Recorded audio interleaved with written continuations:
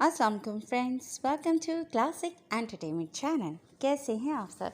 यकीनन खैरियत से होंगे और एंजॉय करे होंगे अपने दिन को भरपूर तरीके के साथ। और जनाब, हम आज आपके लिए लेकर आ गए हैं आपकी फेवरेट सिलसिला नॉवेल कहीं प्यार ना हो जाएगी, एपिसोड 80।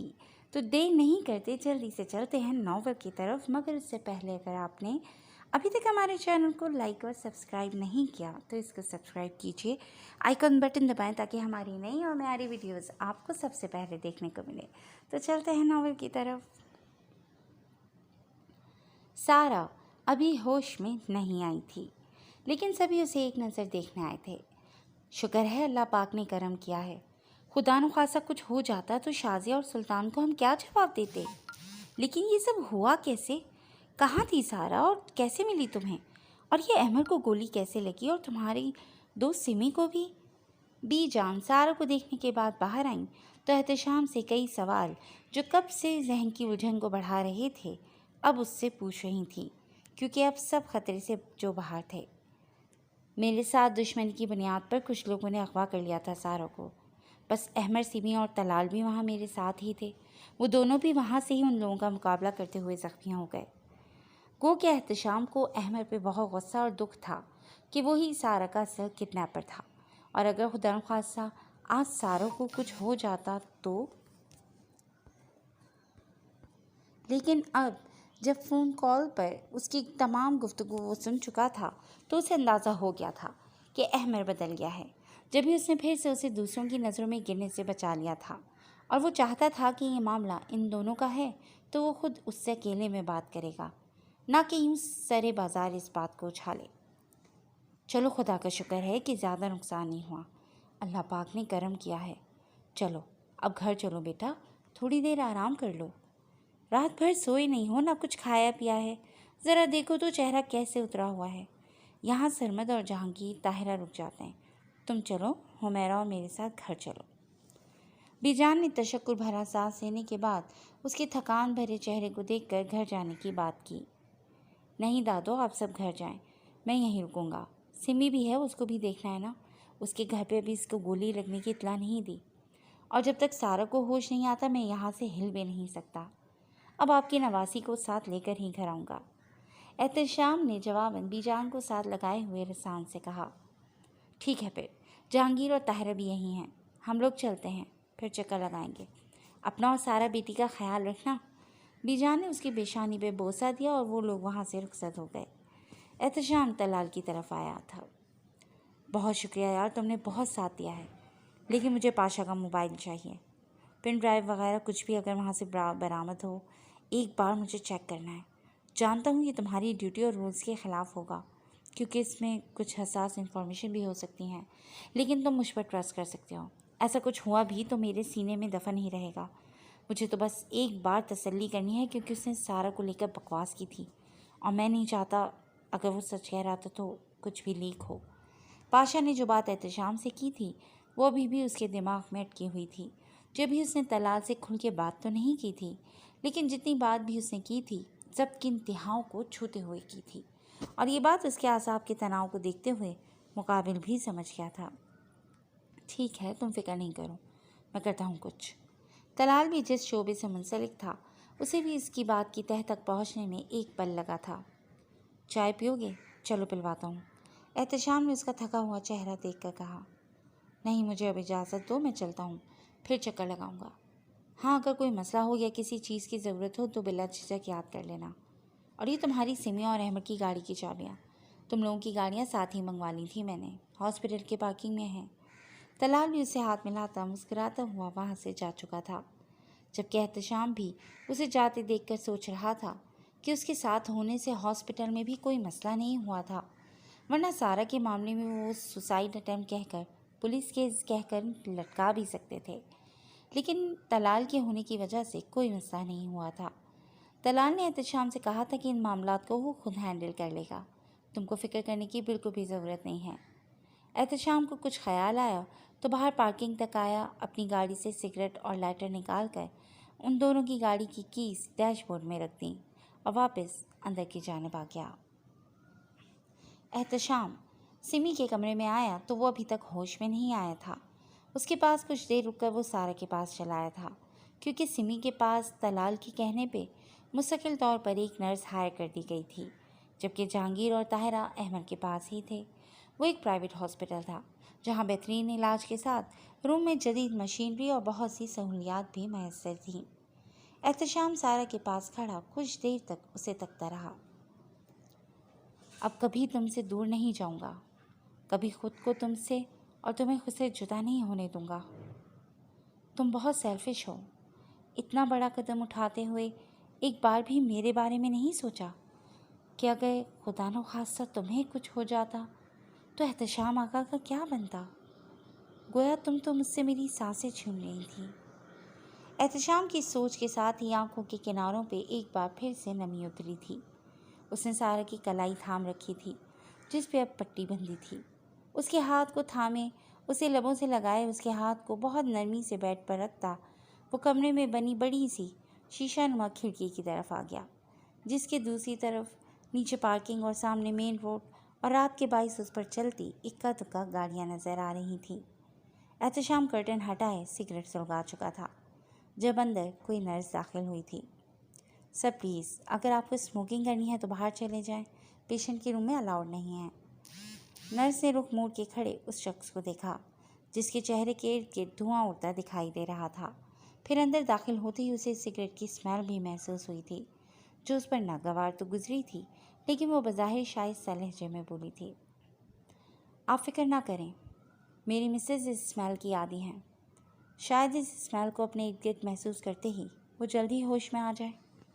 احتشام نے رخ موڑے بنا بے نیازی سے کہا تو وہ احتشام کے انوکھے خیال پر اس کی پشت کو دیکھ کر رہ گئی، لیکن اس بار جواباً کچھ نہیں بولی، کیونکہ طلال کو یونیفارم میں دیکھ کر پورا عملہ ہی اس کے لائے گئے پیشنٹس کو کچھ زیادہ ہی پروٹوکول دے رہا تھا۔ وہ نارمل سلائن کی بوٹل کو چینج کر کے اس میں انجیکشن ڈالتی جا چکی تھی۔ نرس کے کمرے سے نکلتے ہی احتشام دھیرے دھیرے چلتا سارا کے پاس اس کے سرہانے پڑے سنگل صوفے کو کھینچ کر اس کے بیڈ سے قریب کرتا اس پر بیٹھ چکا تھا اور سارا کے ہاتھ کو اپنے ہاتھ میں لیے اس کو لبوں سے لگا گیا اور اسے اس حالت میں دیکھ کر اندر ہی اندر کڑتا جا رہا تھا۔ وہ اس کے رخسار کو سہلا رہا تھا، جہاں احتشام کی باتوں، پرتپش نگاہوں اور اس کی قربت کے احساس سے ہی سرخی پھیلنے لگتی تھی، لیکن آج وہ رخسار زرد پڑے تھے،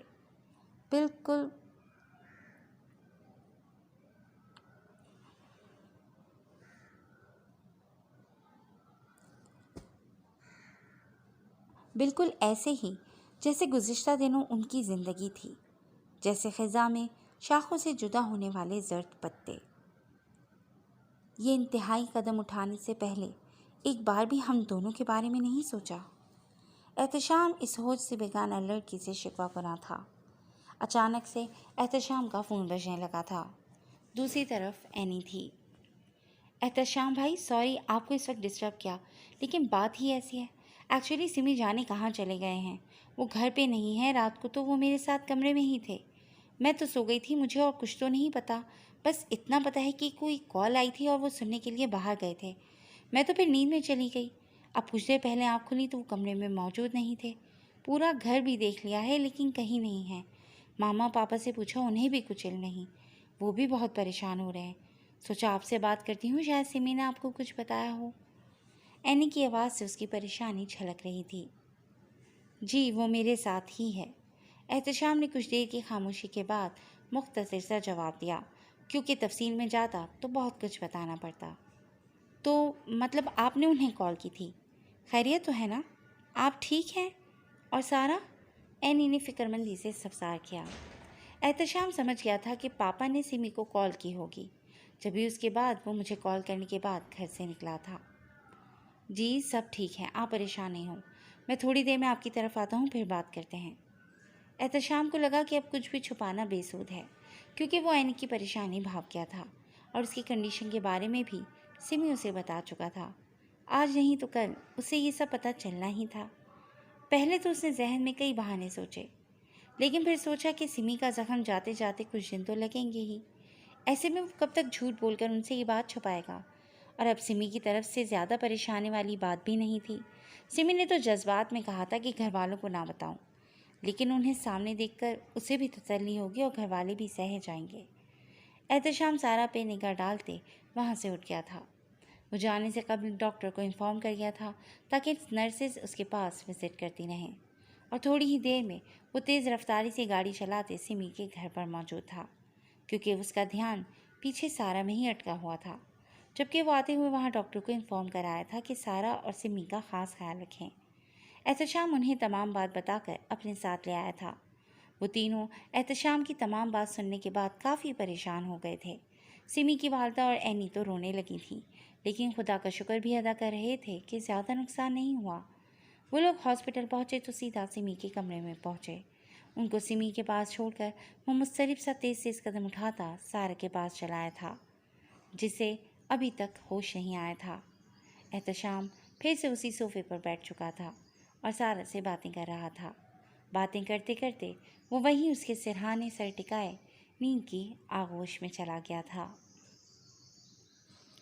سارا کو جیسے ہی ہوش آیا تھا، درد کی ایک ٹیس اٹھتی محسوس ہوئی تھی۔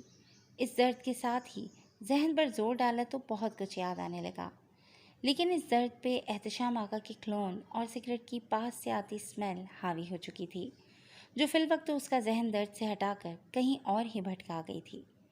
سارا نے دائیں جانب گردن موڑے نگاہ کی تو احتشام کے احساس کو محسوس کرتی پل میں ہی اس کی آنکھیں نم ہوئی تھیں۔ وہ اپنے بازو پہ رخسار ٹکائے ایسی پوزیشن میں تھا جیسے اسے دیکھتے دیکھتے سو گیا ہو۔ اس کی آنکھوں کے نیچے گہرے ہلکے زیادہ سگریٹ نوشی سے ہونٹوں پر پھیلتی سیاہی، چہرے پہ چھایا اضطراب جو سارا کی موجودہ حالت کے پیش نظر تھا۔ سارا بہت دیر تک اسے دیکھتی رہی تھی، لیکن سامنے نرس کھڑی تھی جو سارا کی فائل کھولے اس کو دی جانے والی اب تک کی اور آگے دینے والی میڈیسن کا مشاہدہ کر رہی تھی۔ سارا کو ہوش میں آتے دیکھ کر اس کی طرف متوجہ ہوئی تھی۔ سارا، کیسی طبیعت ہے اب آپ کی؟ کیسا فیل کر رہی ہیں؟ پین زیادہ تو نہیں ہو رہا؟ نرس نے مسکراتے ہوئے اس سے دریافت کیا تھا۔ میں ٹھیک ہوں، سارا نے دھیمی سی آواز میں کہتے دائیں ہاتھ کی شہادت کی انگلی لبوں پر رکھی تھی، گویا احتشام کی جانب دیکھ کر اسے خاموش رہنے کو کہہ رہی تھی۔ وہ سارا کی بات سمجھتی مسکرا کے اس بات میں سر ہلا گئی۔ وہ میڈیسن والی باسکٹ اٹھائے اب سارا کے سرہانے کھڑی تھی۔ اس کے نیکسٹ ڈوز کا وقت ہو گیا تھا، اس لیے وہ بڑی مہارت سے اپنا کام انجام دے رہی تھی۔ لگتا ہے بہت پیار ہے آپ دونوں میں۔ جب آپ کو ہاسپٹل لے کر آئے تھے ان کی حالت ایسی تھی کہ ڈاکٹرز کہہ رہے تھے کہ آپ تو انشاءاللہ ٹھیک ہو جائیں گی، لیکن انہیں خدا نخواستہ کچھ ہو جائے گا۔ سرجری کے دوران بھی یہ دروازے سے ہی لگے رہے اور ان کے چہرے پہ جو بھی نگاہ کرتا تو کہہ سکتا تھا کہ یہ شخص زندگی اور موت کے بیچ کہیں جھول رہا ہے۔ مجھے نہیں پتا آپ نے ایسا کیوں کیا، لیکن آپ کو اتنے پیار کرنے والے شخص پہ ذرا بھی رحم نہیں آیا؟ آپ کو تو ان کی قدر کرنی چاہیے۔ خیر، آپ کی حالت بھی اتنی اچھی نہیں تھی، لیکن ان کی محبت اور سب کی دعائیں آپ کو زندگی کی طرف کھینچ لائی ہیں، تو دوبارہ ایسا مت کیجیے گا۔ اپنی پریشانیوں اور تکلیفوں کو ایک پلڑے میں رکھیے گا اور دوسرے پلڑے میں اس شخص کی محبت کو، جو یقیناً بھاری ہوگا اور آپ کو ایسا کچھ بھی کرنے سے روک دے گا۔ جن کو محبت ملتی ہے وہ قدر نہیں کرتے، اور جو محبت کے لیے ترس جاتے ہیں انہیں سوائے دھوکوں کے کچھ نہیں ملتا۔ ایسے کئی کیسز آتے ہیں، ینگ گرلز اینڈ بوائز، اور اب تو بڑے بھی شامل ہیں، جو بے روزگاری، محبت میں دھوکے یا فیل ہونے پہ اور بہت سی وجوہات پہ سوسائڈ اٹیمپٹ کرتے ہیں، لیکن اپنے پیچھے کتنے لوگوں کو، رشتوں کو ادھورا کر جاتے ہیں، انہیں اس کی خبر ہی نہیں ہوتی۔ خیر، نئی زندگی مبارک ہو، اب اس کی قدر کیجیے گا، اپنے لیے نہ صحیح اس سے جڑے لوگوں کے لیے۔ نرس نے بھی اب کی سرگوشی کے انداز میں اسے اچھا خاصا بھاشن دے ڈالا تھا اور ساتھ ہی ساتھ احتشام کی حالت کے بارے میں بتایا تو سارا کی نگاہیں یہ سب سن کر نم ہو چکی تھیں۔ جواباً سارا آنکھوں میں نمی اور لبوں پہ مسکراہٹ سجائے اس بات میں سر ہلا گئی تھی۔ کچھ ہی دیر میں نرس اپنا کام ختم کر کے جا چکی تھی۔ سارا نے پھر سے گردن موڑے احتشام کو دیکھا تھا، جو شاید تھکاوٹ کے باعث گہری نیند میں تھا، ورنہ وہ تو ذرا سی آہٹ پہ اٹھ جایا کرتا تھا۔ اس کے ساتھ ہی سارا کے ذہن میں بہت سی باتیں گردش کرنے لگی تھیں، اور پھر پاشا کی اس بات پر جس کی وجہ سے سارا نے اپنی جان لینے کی کوشش کی تھی، اس بات پر آ کر اس کا ذہن جیسے رکسا گیا تھا، اس سے آگے کچھ سوچا ہی نہیں گیا۔ احتشام، آپ نے میری جان کیوں بچائی؟ کیوں ہاسپٹل میں لائے؟ مجھے مر جانے دیتے، میں اب کیسے خود کو بے قصور ثابت کروں گی؟ میں تھک گئی ہوں، ہار گئی ہوں اور صفائیاں نہیں دے سکتی۔ سارا سسکتے ہوئے خود سے بڑبڑائی تھی، جبکہ احتشام جو کہ بازو پہ ایک رخسار ٹکائے ہوئے نیند میں تھا، اس کا چہرہ سارا کی طرف ہی تھا۔ بے خودی میں سارا کا ہاتھ بڑھا اور احتشام کے رخسار پہ آ ٹھہرا۔ وہ خود کو روک نہیں پائی تھی، وہ اسے محسوس کرنا چاہتی تھی کہ واقعی وہ اس کے پاس پھر سے موجود تھا یا یہ سب محض ایک خواب ہی تھا۔ وہ لمس جو احتشام کے لیے راحت کا باعث تھا، اسے محسوس کرتے ہی وہ سارا کے ہاتھ کو چھوتے اسے پکڑتے ہوئے بیدار ہو گیا تھا۔ سارا اس کے کسمساتے ہی پھر سے آنکھیں موند چکی تھی، کیونکہ اسے ڈر تھا کہ احتشام اب اس سے ایسا کوئی سوال کرے گا تو وہ سہ نہیں پائے گی۔ شاید وہ اپنی آنکھوں سے بہنے والے آنسو صاف کرنا بھول گئی تھی، یا اس لیے بھی نہیں کر پائی کہ اس کا ہاتھ تو احتشام کے ہاتھ میں تھا۔ سارا؟ احتشام نے بیدار ہوتے ہی پہلی نگاہ سارا کے چہرے پر کی تھی اور اس کی آنکھوں کے کناروں پہ نمی کو دیکھ کر مضطرب ہو گیا تھا۔ اس کے آنسو پوروں میں چنتے ہوئے اسے محبت سے پکارا تھا، سارا آپ رو کیوں رہی ہیں؟ پین زیادہ ہو رہا ہے، ڈاکٹر کو بلاؤں؟ احتشام اتنا تو جان گیا تھا کہ وہ ہوش میں آ چکی ہے اور وہ سمجھا کہ یہ سب اس سے ناراضگی کے باعث کر رہی ہے۔ اوکے، میں ڈاکٹر کو بلا کر لاتا ہوں۔ احتشام اس کی طرف سے خاموشی کو بھانپتے ہوئے انگڑائی لیتا گردن کو دائیں بائیں کرتے اپنے اعصاب کو واپس پہلی حالت میں لانا چاہتا تھا، جو بے آرامی اور ٹینشن کے بعد تناؤ کا شکار لگ رہے تھے۔ احتشام کے اٹھتے ہی سارا نے اسے ہاتھ سے تھامے روک لیا تھا۔ اس کی ضرورت نہیں ہے، سارا نے مختصر سا جواب دیا تھا۔ تو پھر یہ آنسو؟ اگر ان کی وجہ میں ہوں تو I am really very sorry, یہ سب میری وجہ سے ہوا۔ اگر میں آپ کو اکیلے چھوڑ کر نہ جاتا تو یہ سب نہ ہوتا، لیکن اب سے کبھی بھی آپ کو یوں اکیلے چھوڑ کر نہیں جاؤں گا۔ بس سب کچھ ایک بھیانک خواب سمجھ کر بھول جائیں۔ میں واپس آ گیا ہوں نا، اب خود سے زیادہ آپ کا خیال رکھوں گا۔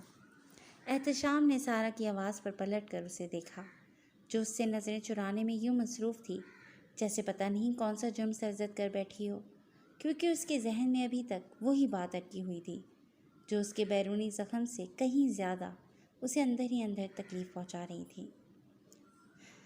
مجھے معاف نہیں کریں گے؟ احتشام پھر سے اس کے پاس بیٹھتے مسلسل اسی پہ نظر جمائے ہوئے تھا۔ گزشتہ باتوں کے لیے آپ کو معاف کر دوں تاکہ آپ نئے جرم کے لیے جو میں نے پہلے کی طرح سرزد نہیں کیا، اس کے لیے مجھے پھر سے کٹہرے میں لا کھڑا کریں، ہے نا؟ لیکن اب میں کوئی صفائی نہیں دوں گی۔ اچھا تھا کہ آپ مجھے مر جانے دیتے۔ سارا نے روتے ہوئے پہلی بار احتشام کی جانب دیکھا تھا۔ خود کیسے جی پاتا، کیسے زندہ رہتا؟ میری سانسوں کے لیے سارا احتشام کی سانسوں کا چلنا بہت ضروری ہے۔ آپ یقین نہیں کریں گی، میں دروازے کے باہر تھا لیکن ایک پل پہ بھی نگاہیں سامنے آئی سی یو مانیٹر سے نہیں ہٹا سکا۔ آپ کی سرجری کے دوران میری نگاہیں آئی سی یو مانیٹر پہ ہی تھیں، جس پہ آپ کی ہارٹ بیٹ ریٹ شو ہو رہی تھی۔ آپ کی دھڑکنوں کی رفتار کے ساتھ ساتھ میری دھڑکنوں کی رفتار بھی کم اور زیادہ ہو جاتی تھی، اور میں نے بمشکل خود کو سنبھالے رکھا، اس امید کے ساتھ کہ ہمیں پھر سے ملنا ہے۔ کیوں کی آپ نے ایسی حرکت، جبکہ آپ کی سانسوں پہ، آپ کے وجود پہ میرا حق ہے؟ جب میں نے آپ کو کبھی تکلیف نہیں پہنچائی تو آپ کو کس نے یہ حق دیا تھا کہ آپ خود کو ہرٹ کرتی؟ مانتا ہوں گزشتہ کچھ روز میں میرا رویہ شدید برا رہا ہے، اس میں آپ کو ہرٹ بھی کیا ہے۔ میں نے جو کچھ کیا اپنے ٹریک سے اتر کر، اپنے مزاج سے ہٹ کر کیا، لیکن اس کے لیے میں ہر سزا کے لیے تیار تھا۔ لیکن مجھے نہیں پتا آپ سیدھا میرا دل پہ وار کریں گی، میری جان لینے کی ہی کوشش کریں گی۔ آئندہ بہت محتاط رہوں گا۔ بھول گیا تھا کہ مسز احتشام کو تو بہت سخت سزائیں دینے کی عادی ہے، لیکن یہ بہت سنگین حماقت تھی جو ناقابل معافی ہے۔ اس کی سزا آپ کے ٹھیک ہو جانے کے بعد ضرور ملے گی، تاکہ آپ پھر سے ایسا کرنے کا سوچے بھی مت۔ احتشام ذو معنی گفتگو کے ساتھ آنکھوں ہی آنکھوں میں جھانک کے اسے بہت کچھ باور کروانا چاہتا تھا۔ وہ اس کے چہرے سے نظریں ہٹا گئی تھی کہ ان آنکھوں کی مچلتی خواہشوں کو تا دیر محسوس کرنا محال تھا۔ آپ جانتے ہیں نا، اس شخص نے جو بات کی تھی وہ میرے کردار پر دوسرا وار تھا، اور میں آپ کی آنکھوں کی پہلی بے اعتنائی کو نہیں مٹا سکی تھی، تو اس سوال کے اٹھنے کے ساتھ ہی پیدا کرتا بے اعتباری کو پھر سے کیسے برداشت کرتی؟ اس سب سے میرے لیے یہ آسان تھا۔ سارا نے نظر چرائی تھی۔ भूल जाएं गुज़िश्ता बातों को, भूल जाएं। उसने जो भी बकवास की थी, मुझे आप पे पूरा भरोसा है। फिर किसी की बकवास से मुझे फ़र्क नहीं पड़ता। और बहुत जल्द ही मैं इस मीटर को भी सोल्ड आउट कर लूँगा, इस मैटर को भी सॉल्व आउट कर लूँगा। मैं आपके साथ हूँ और ये साथ कभी नहीं छूटेगा। इस सब को मैं देख लूँगा, आप बिल्कुल भी फ़िक्र मत करें। कोई सवाल नहीं करूँगा, क्योंकि मैं जानता हूँ कि आप एक बाकिरदार, बहुत मासूम और मुझसे बेपनाह मोहब्बत करने वाली वाइफ हैं। यकीन रखें, अब से आपको इन आँखों में मोहब्बत के सिवा कुछ भी नहीं दिखाई देगा। एहतशाम ने उसके हाथ को अपने हाथ में लिए लबों से लगाया था। वो उसके चेहरे के करीब हुआ था। एहतशाम, सारा उसके इरादे भांपते हुए धड़कनों के शोर के साथ मुखातिब थी।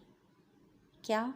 एहतशाम ने लम्हा भर को रुक कर महसूस होते हुए इस सफानिया निगाहों से उसे देखा था। यह आपका बेडरूम नहीं बल्कि हॉस्पिटल है।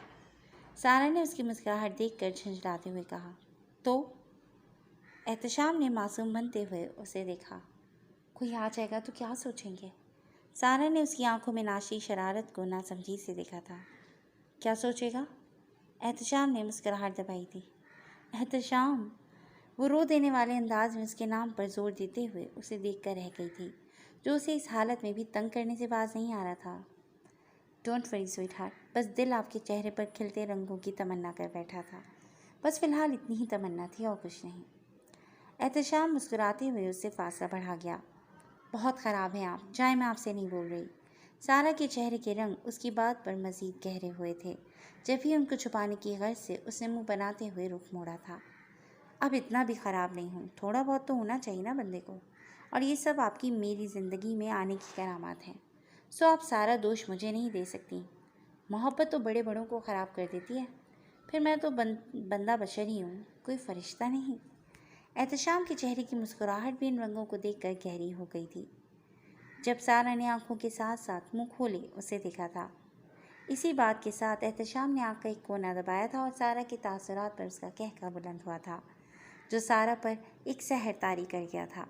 क्योंकि इस कहके की गूंज में जाने कितने दिनों के बाद सारा ने ज़िंदगी को महसूस किया था। ज़िंदगी की रंगीनियाँ फिर से लौटने लगी थीं।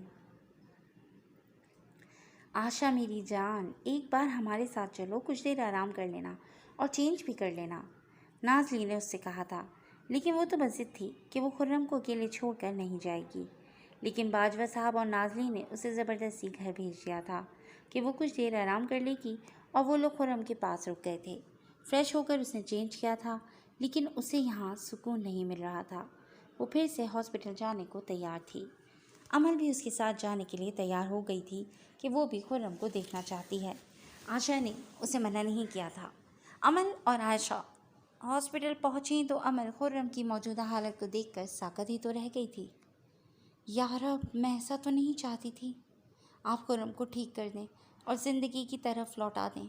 मैं वादा करती हूँ कि इसकी ज़िंदगी से निकल जाऊँगी, दूर चली जाऊँगी, फिर से ऐसी जिद नहीं करूँगी। वो खुर्रम को देखकर तेज़ आवाज़ में बड़बड़ाते हुए रोती जा रही थी। प्लीज़ आशा, मुझे माफ़ कर दो। तुम्हें भी लगता होगा कि खुर्रम की इस हालत की ज़िम्मेदार मैं हूँ, क्योंकि मैंने तुम्हें बद्दुआएं दी थी। लेकिन मेरा यकीन करो, मैं ऐसा तो बिल्कुल भी नहीं चाहती थी। आज मैं ही तुम दोनों के हक़ में दुआ करती हूँ कि खुदा खुर्रम को हंसती मुस्कुराती ज़िंदगी के साथ तुम्हारे पास वापस लौटा दें, तो मैं तुम दोनों की ज़िंदगी से दूर चली जाऊँगी। वो आशा के सामने हाथ जोड़े खड़ी बिलक रही थी, जब आशा ने उसके हाथ थाम कर उसे गले से लगा लिया था। ऐसा नहीं है, बस तुम दुआ करो कि खुर्रम जल्द ठीक हो जाए। आशा भी रोने लगी थी, जबकि आशा की बात पे अमल सर को जज्बात में हिला गई थी। थोड़ी देर रुकने के बाद वो वापस जाना चाहती थी, क्योंकि उसे लगता था कि वो खुर्रम को इस हालत में ज़्यादा देर नहीं देख पाएगी। बेटा, इस कंडीशन में तुम्हें आराम की भी ज़रूरत है, लेकिन तुम खुद पे कोई तवज्जो नहीं दे रही। देखो तो अपनी हालत, चेहरा कैसा जर्द हो रहा है। जो कुछ तुम्हारे लिए बनाती हो तुम खाती ही नहीं हो। इंशाल्लाह मेरा खुर्रम जल्द ही ठीक हो जाएगा तो वो हमसे सवाल करेगा, क्या आपने मेरी वाइफ का ख्याल नहीं रखा? तो हम क्या जवाब देंगे उसे? कुछ देर आराम कर लेती। नाज़ली ने भी फिर से आशा को सामने देखकर मोहब्बत से नाराज़गी का इजहार किया था। बस मामा, आप दुआ करें खुर्रम ठीक हो जाए, फिर आपकी बेटी खुद ब खुद ठीक हो जाएगी। खुर्रम को इस हालत में देखती हूँ तो हलक से कुछ भी उतारना मुश्किल हो जाता है। بس کوشش کرتی ہوں کہ اپنے بیبی کے لیے خود کا خیال رکھوں، اور رکھتی بھی تو ہوں، بس ان کے سامنے سے ہلنے کو جی نہیں چاہتا۔ پھر کیسے آرام کرتی؟ خیر میں عمل کو باہر تک چھوڑ کر آتی ہوں، آشا نے مسکراتے ہوئے کہا، اور عمل کو ساتھ لیے باہر نکل آئی، جبکہ نازلی تعصب سے اسے دیکھ کر رہ گئی۔ وہ دونوں خاموشی سے باہر کی طرف قدم بڑھا رہی تھیں جب اس کی نگاہ احتشام پر پڑی تھی۔ آشا، تم یہاں؟ سب خیریت ہے نا؟ احتشام نے بھی اسے دیکھ لیا تھا۔ آپ کو نہیں پتا؟ خرم کا ایکسیڈنٹ ہو گیا تھا، وہ ایڈمٹ ہے یہاں۔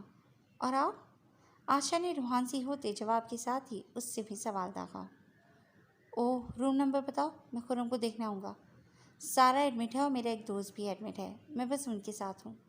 احتشام نے افسوس کے اظہار کے ساتھ ہی اپنے یہاں ہونے کی وجہ بتائی تھی، جبکہ احمد کا ذکر وہ جان بوجھ کر حذف کر گیا تھا، کیونکہ ان دونوں کو تکلیف میں پہنچانے کے علاوہ اس نے انہیں دیا ہی کیا تھا، اور وہ دونوں ہی جانتے تھے ان کو اس نہج پہ پہنچانے والا احمد ہی تو تھا، اس لیے اس کے ذکر سے اجتناب ہی کر گیا تھا۔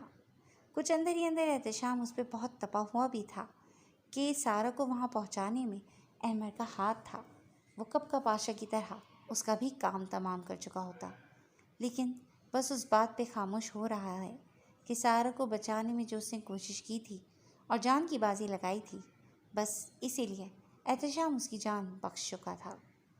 یہ میرے دوست طلال ہیں، احتشام نے ساتھ کھڑے دوست سے تعارف کروایا۔ یہ خرم کی کزن عمل ہے۔ آشا نے بھی طلال کو ہیلو کہتے ہوئے عمل کا بھی تعارف کروایا تھا۔ عائشہ نے عمل کی موجودگی میں مزید کوئی سوال نہیں کیا تھا، وہ ایک دوسرے سے روم نمبر پوچھتے، اجازت لیتے ایک دوسرے سے جدا ہو گئے تھے۔ طلال اور احتشام پہلے سمی کے روم میں آئے تھے، بکے اور فروٹس اس نے اینی کی طرف بڑھائے۔ رسمی سلام دعا کے بعد وہ دونوں اب سمی کو تنگ کرنے لگے تھے۔ ان کے درمیان ہنسی مذاق سے اینی کے چہرے پر بھی مسکراہٹ پھیل گئی تھی، کیونکہ ان دونوں فرینڈس کو سامنے دیکھ کر اور پھر ان کی باتوں سے سمی کے چہرے پر مسکراہٹ پھیلتی چلی گئی۔ بھابھی سے خدمتیں کرواؤ، ہم چلتے ہیں، پھر آئیں گے۔ کچھ دیر بعد وہ دونوں وہاں سے اٹھتے سارا کے روم کی طرف آ گئے تھے۔ کیسی ہیں سارا بھابھی؟ آپ نے تو ہمارے دوست کا بڑا کڑا امتحان لیا ہے بھائی، ہم سب کو تو سمجھ نہیں آ رہی تھی آپ کو سنبھالیں گے یا ان جناب کو۔ طلال کی بات پر ناگہاں سارا نے احتشام کو دیکھا اور اسے دیکھتے ہی جھیپ کی نگاہوں کو جھکا گئی۔ طلال نے احتشام کی طرف دیکھ کر مسکراتے ہوئے پوچھا تھا۔ بہت بہتر ہوں اب، سارا نے مختصراً کہا۔ وہ تو مسٹر احتشام کو دیکھ کر ہی اندازہ لگایا جا سکتا ہے، جناب کے چہرے پہ کیسی رونق ہے۔ ویسے محبوب کا ہونا بھی ایک بہت بڑی نعمت ہے بھائی، آپ کو چیری، انار اس قسم کی ڈائی نہیں لینا پڑتی، آپ کے چہرے کی بلشنگ کے لیے تو محبوب کا نام ہی کافی ہوتا ہے۔ آج سارا بھابھی کو دیکھ کر اس بات کا مجھے اچھے سے اندازہ ہو گیا ہے۔ طلال نے شرارت بھری نگاہوں سے احتشام کو دیکھ کر سرگوشی کی تو جواباً احتشام نے اس کے پیٹ میں کوہنی رسید کی تھی۔ شرم کر، میں تجھے بڑا سلجھا ہوا سمجھتا رہا اب تک، لیکن لگتا ہے تجھ میں بھی سمی کی روح آ گئی ہے۔ احتشام نے اسے آنکھیں دکھائیں۔ ایک باوردی پولیس آفیسر پہ ہاتھ اٹھانے کا مطلب جانتے ہیں نا آپ؟ ایک اشارے پہ سلاخوں کے پیچھے ہوں گے، اور جو زبان کے نشتر چلا رہے ہیں اس کا الگ سے حساب ہوگا۔ انتہائی سلجھا ہوا اور شریف انسان ہوں، آپ نے تو ہمیں کیا ہی سمجھ لیا۔ طلال نے شرارتاً بھویں اچکاتے کہا۔ وہ سامنے لیڈی ٹاؤن کو دیکھ رہے ہو نا، ایک سیکنڈ میں سوچے سمجھے بنا اپنا ایسا حال کر سکتی ہے، تو سوچو دوسروں کا کیسا کرے گی۔ میں تو سلاخوں کے پیچھے ہوں گا، اور اس کے بعد تم کہاں ہوگے یہ تمہیں خود بھی نہیں پتہ ہوگا۔ محبوبہ جب بیوی بن جائے تو زیادہ خطرناک ہوتی ہے، جبکہ اس کا محبوب ہی اس کا شوہر بھی ہو، پھر باوردی پولیس آفیسر کی ایسی کی تیسی ہو جائے گی۔ احتشام نے بھی اس کے نزدیک ہوتے سرگوشی کی تھی۔ احتشام کی بات پر طلال کی بے ساختہ ہی ہنسی چھوٹ گئی تھی۔ نا بھائی، مجھے اپنی زندگی بہت عزیز ہے، ہم انتقامی کارروائیوں میں نہیں پڑتے۔ اس نے احتشام کے ہاتھ پر ہاتھ مارا تھا، جبکہ سارا ناسمجھی سے آنکھیں گھما کر ان دونوں کو ہی دیکھ رہی تھی کہ جانے وہ کیا خسر پسر کر رہے تھے۔ اتنے میں گھر سے بھی سب سارا کو ملنے آ گئے تھے۔ طلال احتشام کو ضروری کام کا کہہ کر ساتھ لے آیا تھا۔ کچھ ہی دیر میں طلال اسے اپنے آفس روم میں لے آیا تھا۔ یہ ان سب کے پاس سے برآمد ہونے والے موبائل فونز ہیں، تم چیک کر سکتے ہو۔ یہ پین ڈرائیو بھی برآمد ہوئی ہے، حالانکہ یہ سب کچھ آؤٹ کرنے کی ہمیں بالکل بھی اجازت نہیں ہوتی، لیکن میں تمہارا مسئلہ سمجھ گیا تھا۔ احتشام نے سارے موبائل فونز اور ان میں موجود ڈیٹا چھان مارا، لیکن وہاں کچھ نہیں تھا، یعنی پاشا محض بکواس ہی کر رہا تھا۔ طلال نے اپنا لیپ ٹاپ اس کے سامنے رکھ دیا تھا اور خود سامنے پڑی کسی فائل کو کھولے اس میں مصروف ہو گیا تھا۔ احتشام نے پین ڈرائیو کا سارا ڈیٹا چیک کر لیا تھا، لیکن اس میں بھی ایسا کچھ نہیں تھا۔ بہت شکریہ یار، بس تسلی ہو گئی۔ میں چاہتا تھا کہ کچھ ایسا ہے تو خود اپنے ہاتھوں سے ختم کر دوں، لیکن وہ شاید محض بکواس کر رہا تھا۔ احتشام نے لیپ ٹاپ کا رخ اس کی جانب موڑتے پین ڈرائیو بھی میز پر رکھ دی تھی۔ میں نہیں جانتا اس نے تم سے کیا کہا تھا، ہو سکتا ہے اس کا آگے ایسا کوئی ارادہ ہو جو کل کی صورتحال کے بعد نہ چاہتے ہوئے بھی وہ بوکھلاہٹ میں زبان پر لے آئے ہو۔ خیر، آج شاید ہاسپٹل میں میڈیا کے کچھ لوگ آئیں، 1 گھنٹے تک پہنچ جائیں گے وہ لوگ، تم دھیان رکھنا۔ میں بھی کوشش کروں گا آنے کی۔ یار، اس انسپیکٹر نے اس کیس میں تمہارا نام بھی ریویل کر دیا ہے۔ اس کی بیوقوفی کی وجہ سے تمہارا نام پھر سے ہائی لائٹ ہو جائے گا، ایک بار خبروں میں آئے گا۔ اور وہ پاشا کوئی عام بندہ نہیں تھا، ایک بہت بڑے مافیا سے اس کا تعلق تھا۔ بڑے بڑے اسمگلروں کے گروہ کا سرگنا تھا وہ، جن کی جڑیں نہ صرف پاکستان بلکہ مختلف شہروں میں پھیل چکی ہیں، بلکہ دوسرے ممالک تک ان کی گہرے روابط ہیں۔ اب تم نے ایک کام کرنا ہے، سارا بھابھی کے ٹھیک ہوتے ہی کچھ عرصے کے لیے کسی دوسرے ملک میں شفٹ ہو جاؤ۔ تم دونوں کے لیے یہی بہتر ہے، ورنہ اس کے لوگ کتوں کی طرح تم دونوں کا پیچھا کریں گے۔ ابھی ہاسپٹل کے اندر اور باہر سیکیورٹی کے کچھ لوگ یونیفارم میں اور کچھ سول ڈریس میں ہیں، تاکہ ارد گرد نظر رکھ سکیں۔ تمہارے گھر کے باہر بھی سیکیورٹی کا انتظام کر دوں گا، لیکن تمہیں خود بھی اپنی حفاظت کو یقینی بنانا ہوگا۔ بہتر تو یہی ہے کہ کچھ عرصے یہاں سے غائب ہو جاؤ۔ یہاں سے نکل جاؤ گے تو کچھ عرصے تک کیس دب جائے گا، شاید پھر سب بھول بھال جائیں۔ میں چاہتا تھا کہ اس کیس کو ایسے ہی رپورٹ کروں کہ اس آپریشن کو ہم نے مخبری کے بعد خود کیا ہے، لیکن انسپیکٹر نے میڈیا پہ بیان دیا ہے کہ تمہارا کزن احمد ان کی کسٹڈی میں تھا۔ اسے بازیاب کروانے کے لیے تم نے پولیس کے ساتھ تعاون کر کے اس آپریشن کو ہمارے ساتھ مل کر کامیاب بنایا ہے۔ کل رات یہ آپریشن کرنے کے بعد میں نے وہاں موجود پوری ٹیم کو بتا دیا تھا کہ تم لوگ اس کیس میں لیڈی یعنی سارا کا ذکر کسی کے سامنے نہیں کرو گے۔ بس یہی بیان ریکارڈ ہوگا کہ احمد کو بازیاب کروانے گئے تھے۔ انہوں نے فائر کھول دیا تو ہمیں بھی جوابی کارروائی کرنا پڑی۔ جبھی اس نے سارا بھابھی کا نام تو نہیں دیا، لیکن تمہارے بارے میں جو کہہ دیا ہے، مجھے بھی اوپر سے کافی کالز آ چکی ہیں، بلکہ دھمکی آمیز کالز بھی آ چکی ہیں کہ پاشا جیسے بندے پہ میں نے ہاتھ کیسے ڈالا۔ تم سے بھی جو پوچھے یہی کہانی سنانا اور سمی اور احمد کو بھی سمجھا دینا۔ ایک اور بات بہت اہم ہے کہ تمہارے کزن کی پاشا کے نمبر پہ کی گئی فون کالز اسے مشکوک بنا دیں گی، لیکن ایک بات حیرت انگیز ہے کہ جس نمبر سے پاشا کا احمد سے رابطہ تھا، اس نے اور کسی سے رابطہ نہیں کیا تھا، اور یہ سم بھی کچھ روز پہلے ہی ایکٹیویٹ کروائی گئی ہے اور پاشا کے نام پر نہیں ہے، سو اس بات سے فائدہ اٹھایا جا سکتا ہے۔ وہ سم میں نے نکال لی ہے اور اس کی عام استعمال والی سم موبائل میں ہی موجود ہے۔ بس احمد سے بھی بولو کہ وہ کچھ عرصے کے لیے اپنا نیو نمبر بالکل بند کر دے، ورنہ معاملہ الجھ سکتا ہے۔ باقی میں سب کچھ ہینڈل کرنے کی کوشش کروں گا، اور تم وہی کہنا جو تمہیں بتا چکا ہوں۔ سارا بھابھی کے ہاسپٹلائز ہونے پہ کوئی سوال اٹھاتا ہے تو کوئی بھی بہانہ بنا ڈالنا۔ طلال نے سارے معاملے پر تفصیلی روشنی ڈالی تھی۔ باقی سب کچھ تو ٹھیک ہے، میں دیکھ لوں گا، لیکن احمد کو تم خود سمجھا دینا تو بہتر ہے، شاید اسے اچھے سے سمجھ آ جائے گا۔ میری بات کو ہو سکتا ہے وہ سنجیدہ نہ لے۔ احتشام نے احمد کے ذکر پر جھبڑا بھیجتے ہوئے کہا۔ وہ اندر ہی اندر پھر سے بھڑک اٹھا تھا۔ نہ احمد یہ گھٹیا حرکت کرتا، نہ آج یہ حالات دیکھنے پڑتے۔ ٹھیک ہے، اب ہاسپٹل چکر لگتا ہے تو میں اسے سمجھا دوں گا۔ اچھا بتاؤ، تمہارے لیے کیا منگواؤں، چائے یا کافی؟ طلال نے پین ڈرائیو اور موبائل فونز میز کے ڈرار میں رکھتے ہوئے پوچھا۔ کچھ نہیں، بس اجازت دو، میں چلتا ہوں۔ احتشام اس کے بہت اصرار کے باوجود پھر کبھی کہہ کر ہاتھ ملاتے ہوئے وہاں سے اٹھ آیا تھا۔ جی فرینڈز، آج کے لیے بس اتنا ہی۔ کیسی لگی آپ کو آج کی ایپیسوڈ؟